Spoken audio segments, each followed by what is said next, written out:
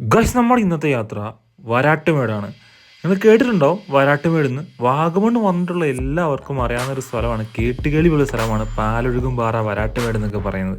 ഇത് രണ്ടും പോകുന്നത് ഈ ഒരൊറ്റ സ്പോട്ടിലൂടെ കേട്ടോ, ഈ ഒറ്റ റോഡിൽ കൂടിയാണ്. ഇത് മൊട്ടക്കുന്ന് വന്നതിന് ശേഷം ഒരു 13 കിലോമീറ്റർ മൊട്ടക്കുന്നിൽ നിന്ന് നമ്മൾ സഞ്ചരിച്ചാൽ പോകാൻ പറ്റുന്ന സ്ഥലമാണ് വരാട്ടുമേട്. ഇത് ഈ കാണുന്നതാണ് വരാട്ടുമേട് വരിക.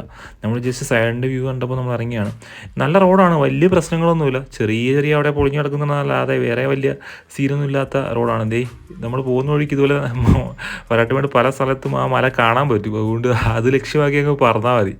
അപ്പം നമ്മൾ സ്വന്തം വണ്ടിക്ക് വരുന്നാൽ നല്ലത് ഇവിടുത്തെ ജീപ്പിൽ പോകുന്നതാണ് എന്ന് എല്ലാവരും പറയാറുണ്ട്. പക്ഷേ എങ്കിൽ യാഥാർത്ഥ്യം പറഞ്ഞാൽ സ്വന്തം വണ്ടി കൊണ്ട് ധൈര്യമായിട്ട് വരാൻ കേട്ടോ. ഇത് ഇവിടെ വന്നിട്ട് ശേഷം കുറച്ചപ്പുറം വന്നു കഴിഞ്ഞ ശേഷം മാത്രമേ ഇങ്ങനെ ചെറിയ ഓഫ് റോഡ് പോലെ വരിക. അത് നല്ല ക്ലീൻ റോഡാണ്. കുറച്ച് മണ്ണൊക്കെ ഉണ്ടെന്നേ ഉള്ളൂ. നമ്മൾ ബൈക്കിൽ കൊണ്ട് വന്നിട്ട് പോലും നമ്മൾ കിട്ടുമായിട്ട് കയറിപ്പോയി. പക്ഷെ വേറൊരു കാര്യമുണ്ട്, മഴയത്ത് ഇതായിരിക്കില്ല സ്ഥിതി കേട്ടോ.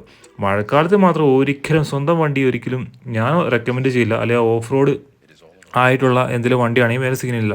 നമ്മൾ ഇവിടെ ഇങ്ങനെ കടകൾ വന്നിട്ടുണ്ടെങ്കിൽ ഈ കടയിൽ നിന്ന് താഴോട്ട് നമ്മൾ ഇറങ്ങി പോകണം. അതൊന്നും ശ്രദ്ധിക്കുക, നേരെ വിട്ടു പോകരുത്.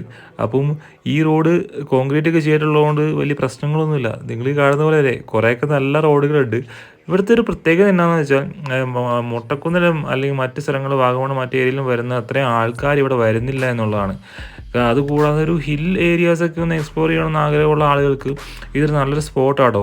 അടിപൊളി സ്ഥലമാണിത്. ഈ ജീപ്പിന് ആൾക്കാർ വരുന്നവരുണ്ട്, ഇതുപോലത്തെ ഓഫ് റോഡും കാര്യങ്ങളൊക്കെ ഉണ്ട്.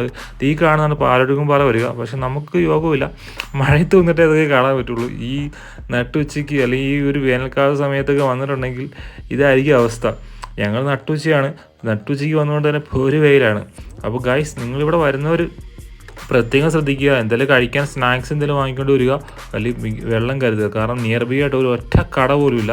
ഈ താഴെയായിട്ട് ഒരു റിസോർട്ടിൻ്റെ ഭാഗമായിട്ട് ഒരു ചെറിയൊരു കോഫി ഷോപ്പൊക്കെ അവർ ഓപ്പണായി വരുന്നുണ്ട്.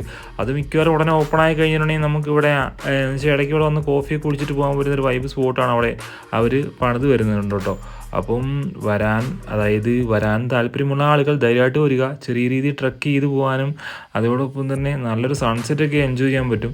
ഇത് ഒരു ഈവനിങ് ഒരു 3 മണിക്ക് ശേഷമൊക്കെ വരുവാണെങ്കിൽ, മല കയറുവാണെങ്കിൽ നല്ലൊരു സൺസെറ്റൊക്കെ കണ്ട് അടിച്ച് പൊളിച്ച് ഇറങ്ങാൻ പറ്റും.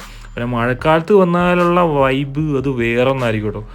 നല്ല മഞ്ഞും ഒക്കെയുള്ള അടിപൊളി സ്പോട്ടായിരിക്കും. അപ്പോൾ അടുത്ത വരവിന് ഇവിടെ വരാൻ മറക്കരുത്.